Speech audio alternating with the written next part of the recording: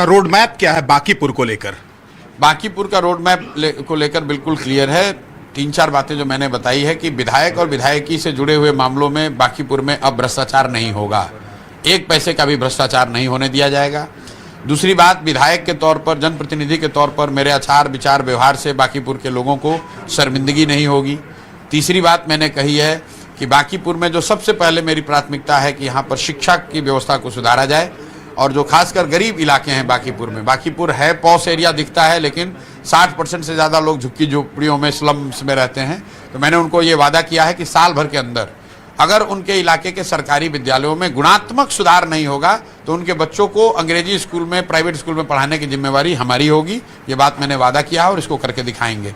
इसके साथ साथ मैंने एक और बात कही है कि बांकीपुर भी अन्य दुनिया के, देश के अन्य शहरों की तरह, बेंगलोर की तरह, हैदराबाद की तरह बेहतर कैसे बने, इसका एक ब्लूप्रिंट बनाकर जारी करेंगे, ताकि आने वाले 5 साल 10 साल में सरकार उसका अगर चाहे तो उसका इस्तेमाल करके बांकीपुर को बेहतर बना दे। लेकिन एक वीडियो वायरल हो रहा है जिसमें ये आपका वीडियो दिखाया गया है, जिसमें ये कहा गया है, प्रशांत किशोर कह रहे हैं कि इसको हम बेंगलोर बना देंगे बांकीपुर को। वीडियो वायरल नहीं हुआ है। भाजपा वाले बौखलाहट में अब अंतिम चीज़ ये रह गई, अपना यही सब करेंगे।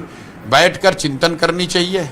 दूसरे को पन्ना प्रमुख, पेज प्रमुख, शक्ति केंद्र का पाठ पढ़ाने वाले लोग, इनके गलियों में कोई नहीं था।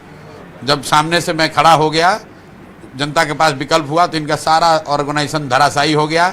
हर गली मोहल्ले में सच्चाई ये है आज की तारीख में कि 4-5 भाजपा के गुंडे वही राजनीति को कंट्रोल करते हैं। और उन मोहल्लों में चूंकि लालू जी के डर से लोग वोट दे देते थे भाजपा को, तो लगता था कि भाजपा बहुत मजबूत है। सच्चाई ये है कि जो इनका भी राजद की तरह इनके भी हर मोहल्ले में 4-5 गुंडे हैं, जो कि भाजपा के विधायक के बिहाफ में वहाँ पर गुंडाई करते थे, बदमाशी करते थे, और इसीलिए जनता ने उनको ठोक कर वोट दिया है और ये कुछ नहीं कर पाए। चुनाव के दौरान भी अगर इनकी गुंडाई नहीं होती, पुलिस प्रशासन का साथ नहीं होता, तो भाजपा 15,000 वोट और ज़्यादा पोल होता और उस सारे वोट में भी हारते, बुरी तरीके से हारते। आपने चुनाव प्रचार के दौरान भी कहा था कि ये जो इलेक्शन है, बाई इलेक्शन, ये रेफरेंडम होगा आगे के चुनाव का। इसको किस तरह से देखा जाए? बिल्कुल रेफरेंडम है। सम्राट चौधरी मुख्यमंत्री बने हैं, बिहार में भाजपा का पहली बार मुख्यमंत्री बना, और भाजपा के राष्ट्रीय अध्यक्ष के सीट पर, उस सीट पर जहां 30 वर्ष से भाजपा हारी नहीं है, वहां पर चुनाव हो रहा है।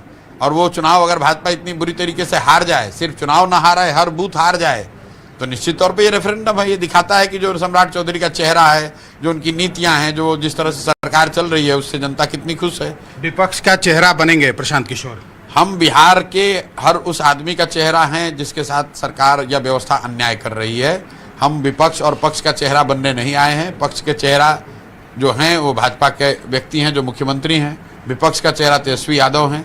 हम बिहार के समाज के चेहरा हैं, समाज के लड़के हैं, और बिहार में बेहतरी हो, पढ़ाई हो, रोजगार हो, पलायन हो, इसके अलावा दूसरा कोई बात नहीं करते। 2029 और 30 को लेकर प्रशांत किशोर के मन में क्या प्लानिंग है? कोई प्लानिंग नहीं। अभी इतनी प्लानिंग है कि थोड़ा थके हुए हैं, 1-2 दिन में स्वस्थ हो जाएं, फिर बांकीपुर के लिए अपना काम शुरू करें, और साथ साथ बिहार के हर उस व्यक्ति को ये विश्वास दिलाएं कि भाई आप भी खड़े हो सकते हो। आप अपने इलाके में 2 साल, 3 साल, 4 साल मेहनत करो, लोगों की आवाज़ बनो, लोगों की मदद बनो। लोग जाति, धर्म, दल और नेता से ऊपर उठकर आपको वोट करेंगे।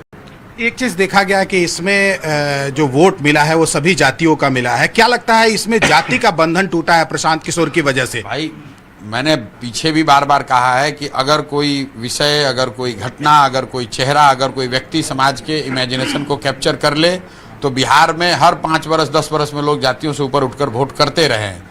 लोगों ने इंदिरा गांधी के मरने के बाद कांग्रेस को वोट किया, लोगों ने बोफोर्स के नाम पर बीपी सिंह को वोट किया, लोगों ने मोदी के चेहरे पर 14 में वोट किया, लोगों ने पुलवामा के नाम पर, राष्ट्रवाद के नाम पर वोट किया, लोगों ने अभी आज बांकीपुर में प्रशांत किशोर के नाम पर वोट दिया है।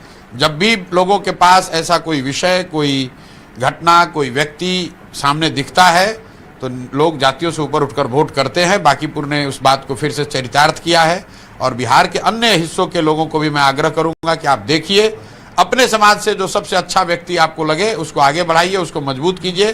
जब अच्छा आदमी जीतेगा तभी आपका और आपके बच्चों का भला होगा। जो आदमी गलत है वो गलत है, चाहे वो हरा गमछा पहन कर आए या भगवा गमछा पहन कर आए, पीला गमछा पहन कर आए या नीला गमछा ओढ़ कर आए। आदमी जो गलत है वो गलत ही है। बिहार को सुधरना है तो अच्छे आदमी को जीतना होगा। अच्छे लोग जीतेंगे, किसी दल से जीते, किसी विचारधारा के हों, उससे सुधार होगा। आप दो लोगों पर हमेशा सवाल बिहार में खड़ा करते रहे, एक तरफ सम्राट चौधरी, दूसरी तरफ तेजस्वी यादव। दोनों में अगर किसी एक को चुनना होगा तो आप किसको चुनिएगा? किसी को नहीं चुनेंगे, चुनना होता तो उनके साथ होते।